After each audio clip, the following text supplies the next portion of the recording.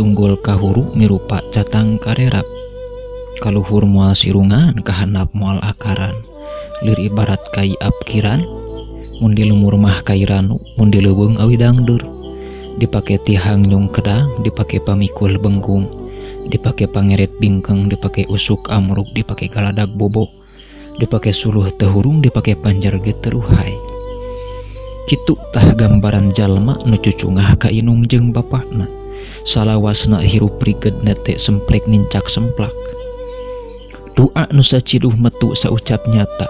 Doa karamat nu jadi inung bapak teh bakal nyata.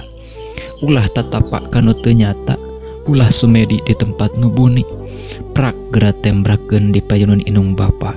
Sabab inung bapa nu jadi cukang lantaran gumelarna urang ka alam dunia. Sumsum balung urat tamat daging getih kulit bulu kesang jeung daki nu dipake tatapak ka inung bapa nu bakal nyalametkeun hirup urang di dunia dugi ka akhirna. Sabab nu kawasa dugi ka ngelehna sakumaha jangjina, kami moal rek ngaridoan ka eta jalma lamun inung bapana teu ridho ka eta jalma.